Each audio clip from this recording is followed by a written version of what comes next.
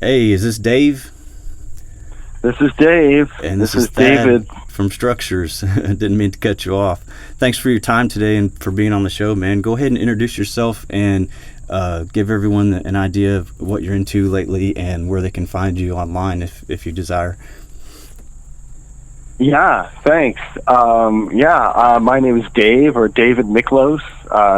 Dr. Monotony is my solo artist name, and I can be found mostly experiments on Instagram, or although I'm looking to expand that under Dr. Monotony on Instagram. I'm experimental musician, I guess. On Vancouver Island in BC, Canada, and I play in a few different groups here. Actually, I guess 3, including my solo project. Both duets with one other person. One called Unseen Sight, that's more experimental electronic, really, but with 2 of us, and another one that's called Zek, that is I play a guitar and a clarinet, and the other fellow plays the drums. And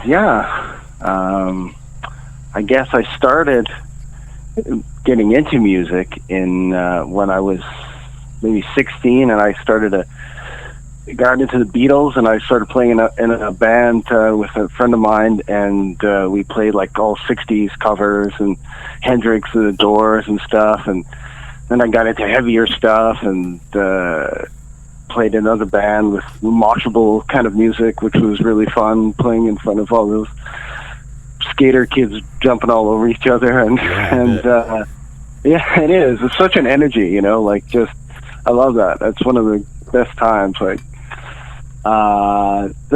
I got into filmmaking and experimental film and hand processing film, and then I think I had children somewhere in there.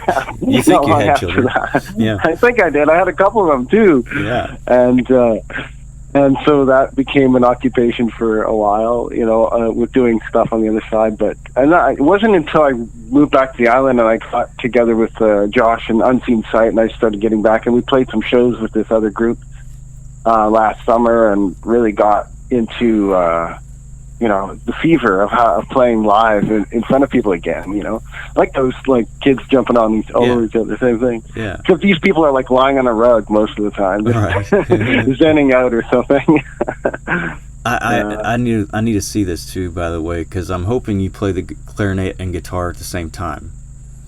No, I probably need a stand for that, or maybe another set of hands. I don't know. Yeah, some mannequin hands. Yeah. Just throw the guitar in an open tuning, hang some mannequin hands from your armpits, and play clarinet. Can you do that? I can try. No, I do want to get into other tunings, though. Other tunings would be cool. Yeah. I'm still pretty standard. I like the journey of the classic into the heavier stuff, because I was into a lot of that as a teen. I still like it, but I remember journeying into the new to me, classic rock, like the Doors and Hendrix and Zeppelin. Like, wow, it just blew my mind, So yeah, I got a lot of appreciation for that too. So I got go ahead, please.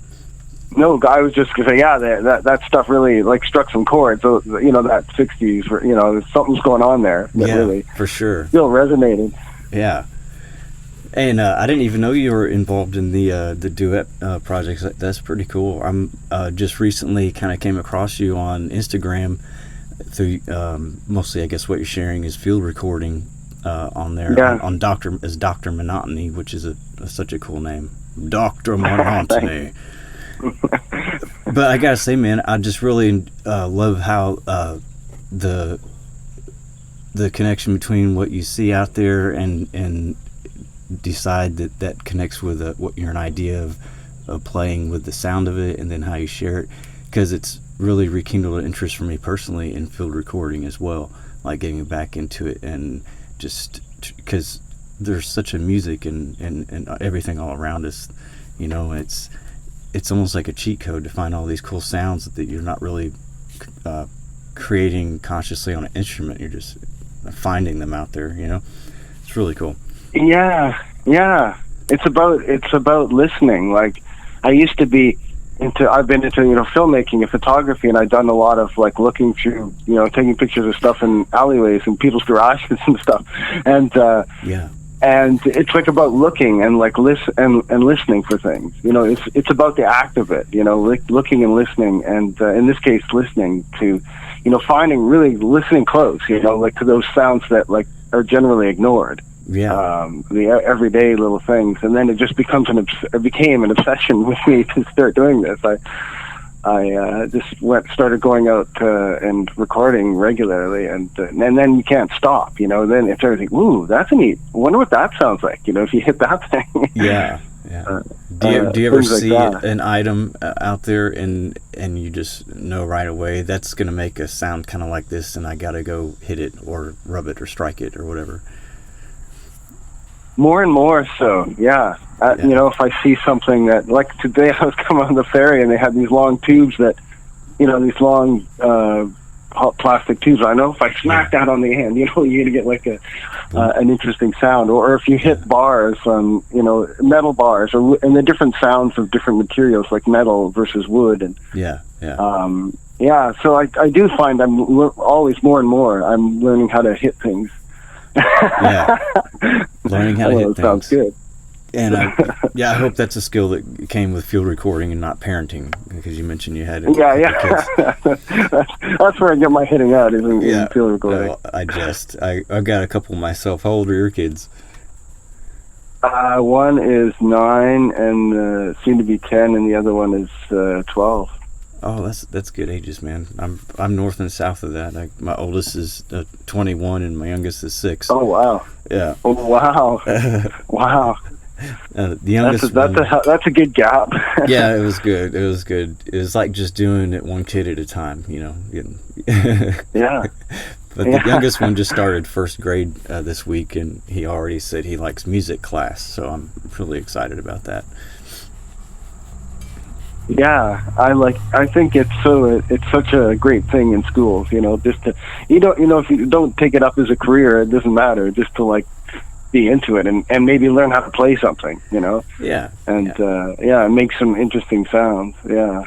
And if nothing else, it's another way of learning and experiencing the world. Like you said, listening.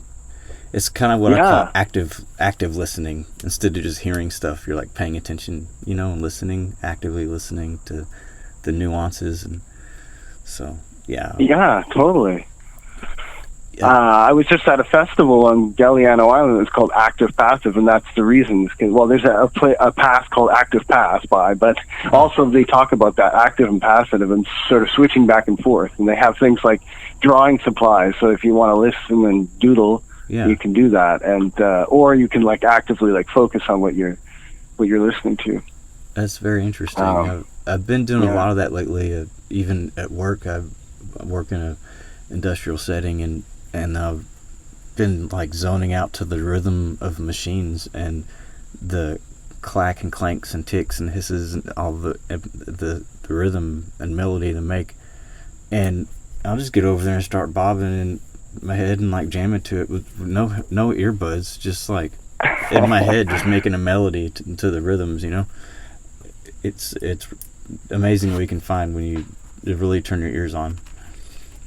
Yeah, that would be a cool setting. And I remember seeing something of you using a grinder on something, and I thought, that's an interesting instrument. Like I'd like to try that on different things, like different metal and. Yeah, that would be a neat sound. Like you get that automatic repetition, how at very high speed. Yeah. And then you can alter the speed when you, like I think I did on the playback of the video. You slow it down, what do you call it? Right. Like bit crush it almost sound. Yeah. Well, hey, tell us about your album that you've put out here, your release recently, because you shared it with me, and I really love it, man. I like I'm not even going to say anything. Tell us about it. Oh, thank you. I'm glad that you like it. Yeah, really yeah, it came together. I just was planning on doing something myself. My partner in Unseen Sight was sick, and he wasn't around to jam or anything, so I decided to do a solo one, and I just sort of fooling around. I didn't really have a purpose, and then I decided to sort one song to write about. I don't know if you can call it a song, one track. I decided to write about someone or something, and then I just thought, oh, I'll do the whole thing like that. It just sort of came to me that that's what it had to be about. Myself, I guess, and stuff that happened to me and influenced me in the recent past.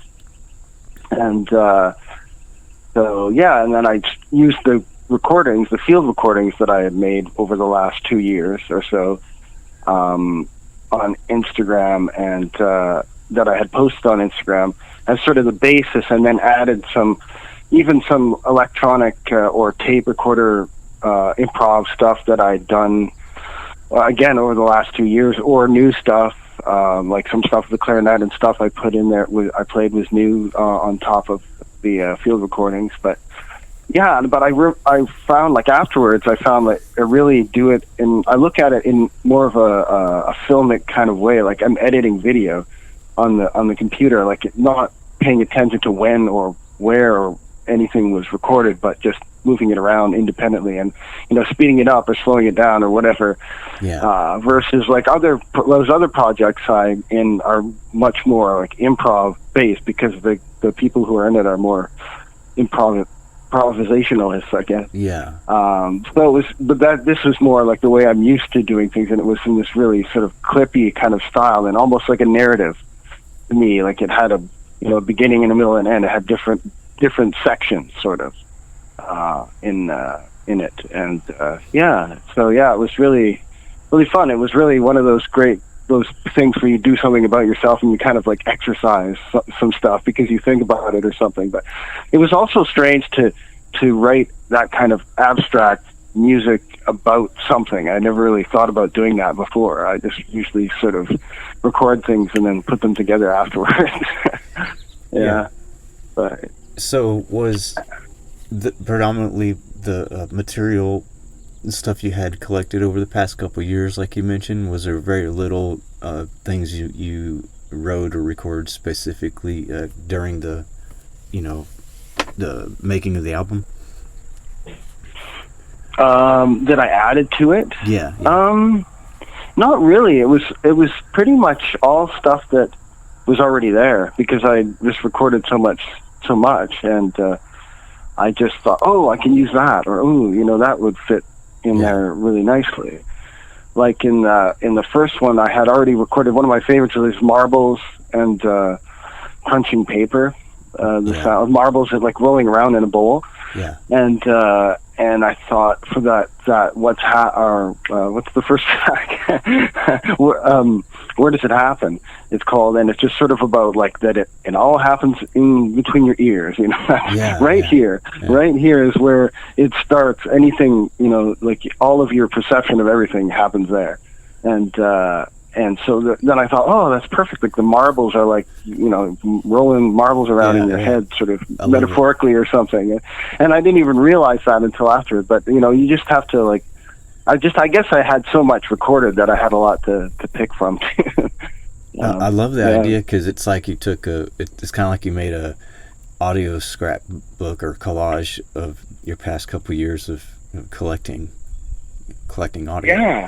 That's really neat. And the way you described how you made it, like instead of planning it out like, or playing it out like music, or comparing it to the improv, like you were kind of shuffling the pieces around, because they're already pre-recorded. Like that really came through as I listened as well, because as I listened to it, it made me think exactly like that. Like, man, this is like, it seems like there's so much freedom in creating like this. I imagined it like you described, with different pieces, and you were sliding them around to see where they fit of pre-recorded material.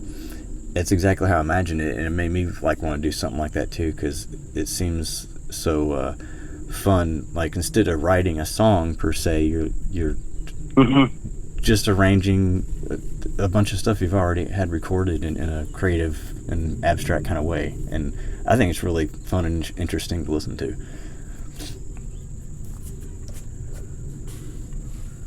Oh yeah, that's cool. I'm glad that came through. Yeah, it really. It's like that really, and the way you described it as well is comes back at me because it's like having all those pieces and making new associations. It's like having all these like different thoughts and like putting two together. Like, oh, those kind of go together. Yeah. And they sort of make something new. That, yeah. It's really.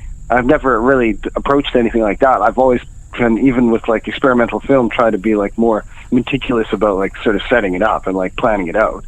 And but partially too, the improv stuff is maybe sort of let go of that like control freakness and just like say, what is here? You know, what do I have? You know, not what do I want? What do I have? Yeah. I guess that connects with me because that's how I generally play as well. I don't really write stuff at this phase in my journey. I just turn it on and make noise and see what kind of interesting things I can find, you know? Mm-hmm. More like sound journey, kind of soundscape experiments, you know?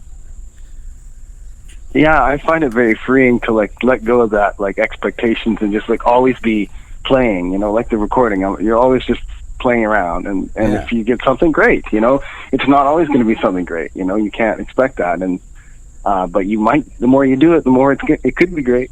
right. The more you play, the more you win. But that's why they call it playing music, because it's play. It should be play. Yeah, really, it is. Yeah. So tell me. And I got. Sorry.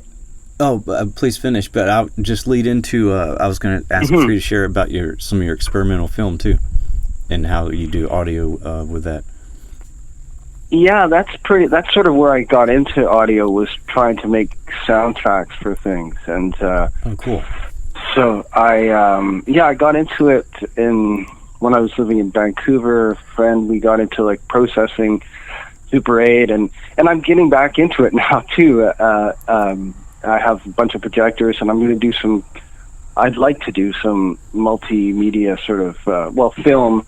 Actual like projected 16 millimeter and Super 8 film with experimental music, sort of a multi-projector audio experience, I guess. Yeah. So that's one of the things, and I have equipment I'm doing video stuff with, and so I'm really into like time lapse, and I haven't done a lot of video stuff to go with the audio or music that I've done, but they're more sort of standalone projects. Yeah. Like I followed this colony of ants, these thatching ants, for a year. I documented the life of this colony. From every year, the colony is, you know, they build up this, you know, tower of sticks that's maybe 4 feet high. It's like that right now. And then every year in the fall, some bear comes along and smashes, tries to eat them all. But then every year they rise again and build it again.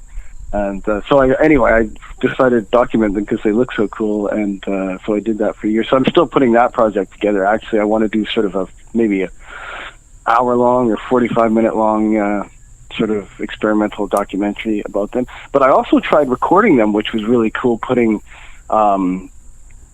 steel or even wood doweling gently inserted into their nest, and putting contact mics on the end of that, and wow, it's really neat. So I want to use some of that for the soundtrack because it's just crazy.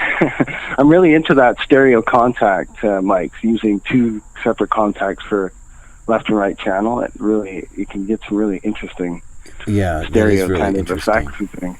Yeah. And I like too how I think I've seen you do it, but using the mic and a contact mic to get this on the same, you know, occasion, you know, or the same recording. To get the vibrations and also the sound through the air. Yeah. I'd like to do some like solo live performance, and I was thinking I'd like to do that. We'll have sort of two setups, like a stereo contact mics and then another mic off that's just an acoustic mic recording the same things, and then you could put them through a fax. And I like that. Yeah, it's really cool stuff, and you gotta let me know when you do finish the ant project, because that is Oh, fascinating. cool. I love. I'm a nature like nut, and I love watching stuff like that, and it sounds so cool, especially working in some of the field recording to it. Is it something you think you want to narrate, or you want to like score music over? No, I'm definitely gonna score music over and not narrate, because I think I want it to be like my experience of just watching them. And if you just watch, you can see things. Right. Just like if you just listen, you can hear things. And if you watch them, you can see different phases. You might not know exactly why or what they're doing, but you can see they're doing something. Like bringing egg. Why are they bringing eggs up to the top of the nest? Or why are there different foraging lines and things like that they form, and the different things that they drag back to the with them to the nest in the end? Yeah, that was like a really learning thing too, because you think of them in different stages. And first you sort of like or think of them as little humans. Yeah. And like, gee, why is that one guy trying to pull this big stick and nobody's helping? There's like thousands of ants passing by the poor thing. And then you think of them as like kind of robots that just like do the same thing, whatever their thing is, all the time. But in the end, I ended up thinking of them more as like cells, for one sort of organism. They're just performing different tasks, Yeah, all for the really, one, or the great good for the colony. Yeah. It's, You said you followed them for real. like a year so far. How much footage do you think you have already? Oh man, lots and lots. Lots and lots. Too much. Pretty much one.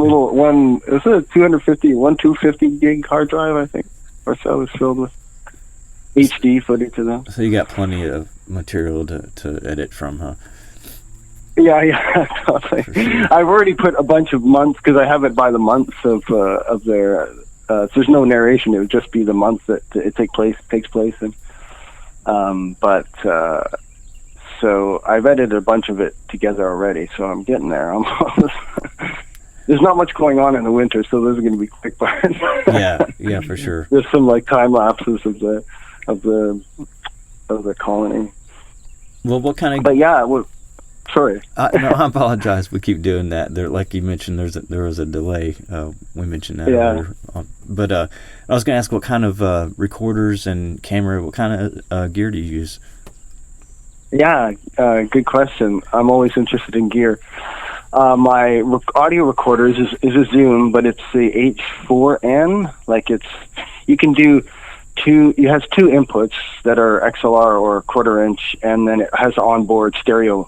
So what I can do is do like those two inputs as contact, and then use the stereo mics that are on the Zoom as the sort of ambient sound.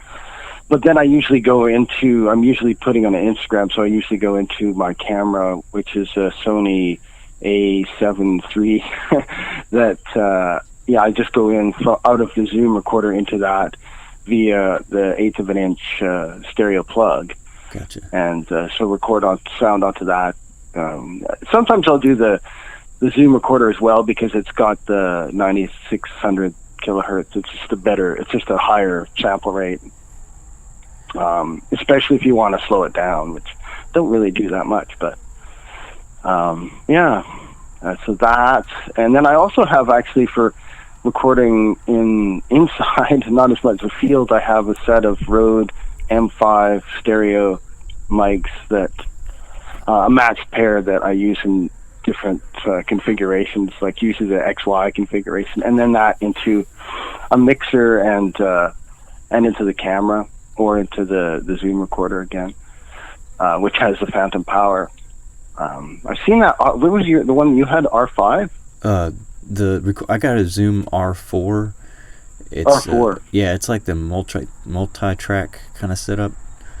But like I got two quarter inch or XLR inputs. It's got a phantom power, and it's got a mic, but it doesn't have stereo mics. But the interface and everything, and buttons, everything is laid out real familiar to anyone that's had a 4-track. So that's kind of why I picked it up, because it looked fun and easy to use. Yeah. Now, they are. On yours, you said you could use your two inputs for your contact mics and then the onboard stereo mic. So can you record all three of those channels at once? Yeah. It ends up being 4. You end up with 4 tracks. Well, no, you end up with 4 tracks that are the stereo mic that's on board, and then the 2 inputs that are separate. Yeah, well, that's really cool. That I might have to look into that, because that's the one drawback to my R4 is it'll only record 2 inputs at once. So even though I got a mic on here, it's like if I select that takes the place of one of those inputs. So I can record 2 at once, but I can bounce them like limitlessly. I could make a 100-track song, or you know what I mean. I can record 2 tracks at once, bounce them, and then do more and forever. Oh yeah, I get it. But I'd like to get something more like yours, because I'm thinking yours. Is your model one where you can replace like different kind of mic attachments? No, that's my friend has that one. It's the next one up, the 6, I think it is, or something. That looked really interesting. Is it 6 or 8? And it has like 6. I think it's 6. It has like the onboard mic that it comes with, the stereo mic, but you can replace it with a couple of different options, and then it has like another like 4 XLR inputs on top of that. So yeah, that's I guess the top of the line one or something. It was a little too rich for my blood at the time. Yeah, though I don't have one yet either. So. And big. I thought I don't want something too big, for if I'm carrying it around with all this other stuff. Yeah. And the H4 is a good size. It's just it's in your hands. Portability, and especially with like what you share on Instagram looks like you're anywhere and everywhere doing this. So portability is huge. Yeah, totally. Like all of that stuff, I fit usually just in a like camera bag, a small shoulder bag. Yeah. I have my first one was a H1N, which is very basic. Oh yeah. I quickly outgrew, wanted more options for that, but I still use it just like a microphone or to capture quick, stuff on the go. Right, is that a little stereo, isn't it? A little stereo mic? Yeah, exactly. Yeah, it's got a... so you could do like a little 1/8 output or something into whatever. Yep, yeah. I could use that as I could get a stereo recording on that and mix it in with my other stuff, or I could just use that as a mic and, to get closer to something, and plug it into my R4. Mm-hmm. So there's options, but it's just like anything else. You get into it, and there's a limitless, just options of things to try, different ways to set it up. Yeah, they're deep, those things these days. Well, what kind of projects do you have on the horizon other than the AMP project, or do you actually do one at a time? I'm terrible. I've got multiple things going. I try to do more than one at a time, but it's not really possible, especially at something like that. First, I got to finish doing the album, and now I'm doing film stuff because we're talking about doing this sort of film music presentation, so I'm working on that. I'd like to do another album because I've been enjoying all this stereo contact one that's just sort of overlapping stereo contact recordings, and just focuses on that because I think it's a bit more sort of environmental, like completely encompassing sort of than narrative, like the last one I did. More film stuff. Got comic books I'm working on too that I with my brother, who did the cover for my album actually. Nice. Twin brother did that like weird, creepy, surreal thing that like I would not have chosen, but I saw him. He had already drawn it from a picture of a performance that I had done with the Unseen Sight, and because he liked the shot in this old church, and he drew that picture of it. But yeah, he's always feeding something in his pictures. There's always some creepy person. In this case, it's me feeding things, or maybe it's him. He's my identical twin, so I'm not sure. It might be him. That's funny. You have an identical twin, and you're currently obsessed with stereo mics. I just This seems Ooh, funny that is to true. He was really getting into it too. I was just in Edmonton, where I'm from, and recording stuff, and he lives there still. And yeah, he was really getting into like recording stuff with me. It's fun. What kind of, do you have a recording space at home, or like some kind of a dedicated studio space? Yeah, it's pretty much my living room. I live alone, so I can leave things wherever I want, and I leave all my audio stuff just in my living room, my computer, and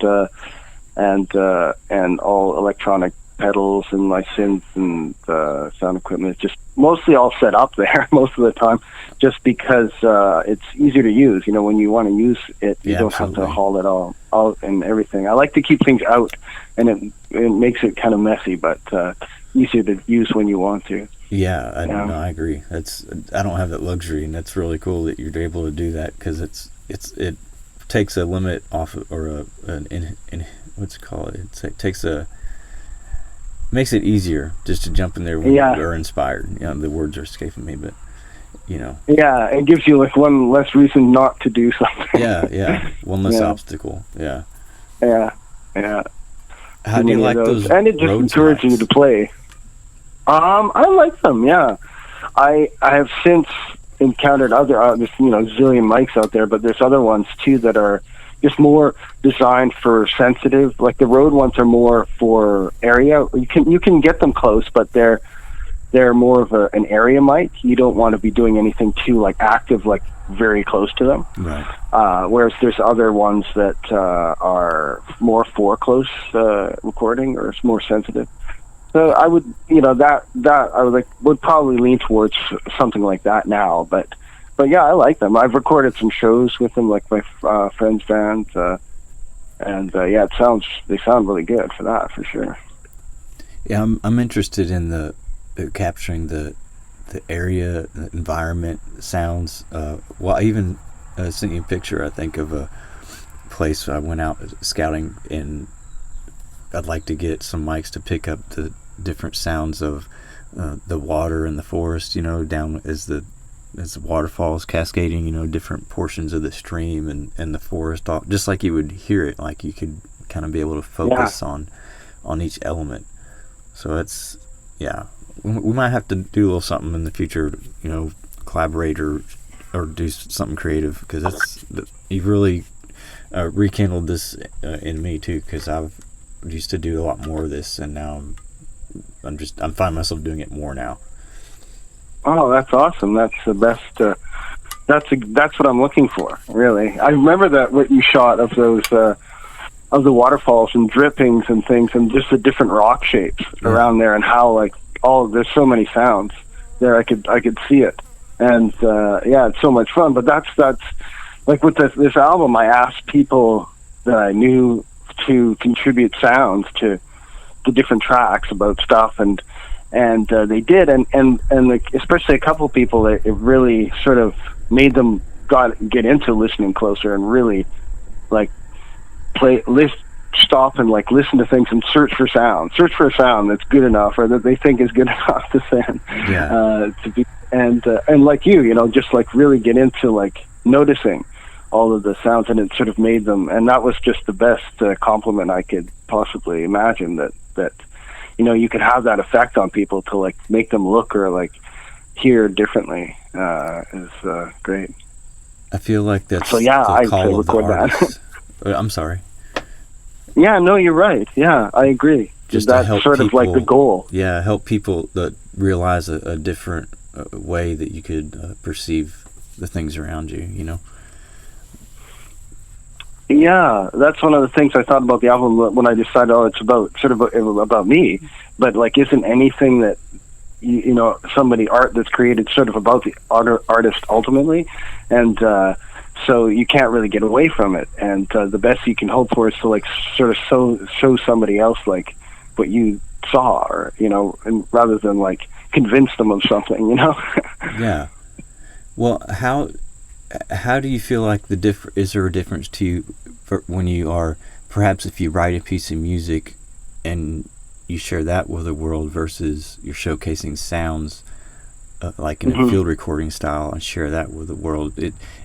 Either one of those could, spark some interest or inspiration with someone. But how does it feel for you when you're showcasing something you created versus something you found? Yeah, that's an interesting question, and I think when I show something that I found, it's sort of, I feel like maybe proud of it as presenting, like, I found this, like, yeah. I noticed it. Yeah. And that noticing something and sort of pointing at it is like a skill, to be able to notice things, to be able to listen and to look is a skill. And so I think that, and then in creating, it's more when it's yours from scratch. That's different. I guess in that sense, you might be trying to tell a story or a narrative as well with the yeah. I mean, I was just thinking about it, like what I've done with photography and like visual stuff is mostly kind of finding stuff as well. Like I didn't do a lot of studio stuff where I set things up or like actors and like arrange things. I did more like going out and finding things, which has sort of been my mode of operation for many years. So yeah, I don't know. Almost everything I think I've just found, and then I just rearrange it. Just like I did with this album. It's very much the way I operated for years and years. I like that. Yeah. That's why I like just kind of turning a synth on and doing improv and just making it up, because to me it's kind of like merging the musical ability with finding things, because you're not like, when I improv, I just don't really create something I have formulated in my head. I just start following the sound, and seeing what's out there to be uncovered with no notion of what I'm actually trying to make, So it's, with not like a preconceived thing. Right. Yeah. So it's very similar to that, like pointing out like if there's like the coolest part in a 10-minute jam, it's not like necessarily me showing off a skill as much as like, look at this freaking like this dissonant harmonic sound I found right here, and then like riffing on it. Yeah. It's very much like that. You're right. Yeah, it's the same thing I heard recently from some jazz guy on Instagram was was asking more if it's music for the player or is it for the listener, and he said, well, the player is the first listener. It's about like listening for that right thing and then going with it. And like you were saying, especially with electronic gear, it's like, I found this, I don't know if I can do it again, and so look what I found. It's always a little bit of accidents with those machines, with me, like you turn a dial and there it is. There's something. I love it. And I don't even try to recreate anything. I just but I could just throw a simple sequence in and let it play, and just like play for an hour, like adjusting all the parameters and making it sound different, and it don't take much for me. Be entertained. That's a cool exercise, actually. Just take one sequence and just play with that for like a certain period. And just make it sound like all kinds of different ways. It could be a drone, then it can be a little melody, then it could be like real sharp attack hits, and then you throw some delay on it. I mean, there's so much. I'm not much of a musician as much as a sound maker, I'll be honest with you. Nice. And your project there that you asked me to contribute to was a great thing, because it made me think about all those things. Exactly, like, what is music? And like, am I a musician? I don't know. I guess I do say that sometimes, but ultimately it's about sound, because you have like noise music, like the stuff that I've seen you doing would be not like noise music or sound, and so is that music? I guess it's noise music, but I don't know. I guess if it's more, if you're practicing the active listening, it's all just falls under sound art, whether it's metered music or abstract noise or sound journeys. It's like all sound art, you know. Yeah, it's true. And that you and ultimately like decide, is it noise, is it music? You know, you can put a category on it if you want. Yeah, You but can then say, whoever listens to it next is going to put it in their category. yeah, exactly. That's true. Yeah, they have to decide for themselves. They do. Nobody's going to do it for them. Yeah. Well, maybe Rolling Stone might try to do it for them. Yeah. Well, and you mentioned that project. I had I think 2 or 3 folks, and I still got to edit the video and release it. I don't know which will come out first, this interview or that, but I had a few more guys do it. So, and it was so cool to see the variety of responses, you know, and the styles. So it was really good that the few guys that did it showcased such a different variety of perspectives and styles of how they answered. So I look forward to sharing that, and can't wait for you to see it. And I appreciate you. Yeah, me doing too. What you did. This was really great contribution. Appreciate it. Oh, my pleasure. I'm grateful for the opportunity and to think about this stuff. You know, I take it seriously if somebody could think about it. Yeah. Oh, I'm looking forward to seeing all the other different responses there. Like that'll be neat. Like it's a neat subject, and it'll be really interesting to see what different people think about that. Yeah, and I got a few more coming up later this year. A few more collab kind of projects like that coming up. So, trying to branch out and try some more things, different kind of episodes, you know. But right now, summertime's been busy. I've been super busy, and so I'm slacking on the podcast, but I'm still doing the interviews. That's the easy part, but I still need I need a solid weekend of nothing but like putting the videos together, you know. Yeah, I do know that. It's so cool though. I've listened to a couple of your interviews, and yeah, I think it's rad, and I think this project is awesome. Like, yeah, great.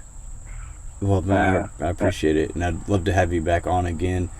Is there anything else you want to share, work you want to share, or websites, links, or anything you want to share with everybody?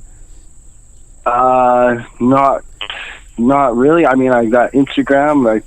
I'd recommend checking that out. Or my album is on Bandcamp, again, under Dr. Monotony, or the albums for Unseen Sight on Bandcamp and Zek on Bandcamp are all there, different kinds of experimental stuff. So, yeah. Yeah, I encourage listeners to check it out, because I really enjoyed the album, the style of like the sound collage. So go check it out and get that, download that, hook a brother up, and show your appreciation for a sound artist that's experimenting and sharing it with the world, because it is such a good thing. So man, I appreciate you, Dave, for being on here. I really do. And thanks for getting with me. I know we had to reschedule a couple of times, so I'm really glad we made it happen. And I was super stoked to talk to you, because like I said, you kind of got the fire going in me for field recording again. So don't be surprised if I reach out with another little project idea in the future. Oh, please do. Right. That's I thank you for inviting me, Thad, because it's been great, and asking me for that project, because it made me think so much. And yeah, it's been great. I'm honored to be now I really feel like an experimental musician now that I've had an interview, you know. Oh, I almost feel like a podcaster now that I'm doing interviews too, so that's ironic. I'm new to this too. It's all just for love and art, you know. I'm not a professional or an expert by any means. But yeah, me neither. Just for love. Yeah, man. Well, I appreciate you, dude, and we'll stay in touch, and have to have you back on at some point too, man. Thanks. Yeah, I'd love to. All right. Peace, brother. Peace.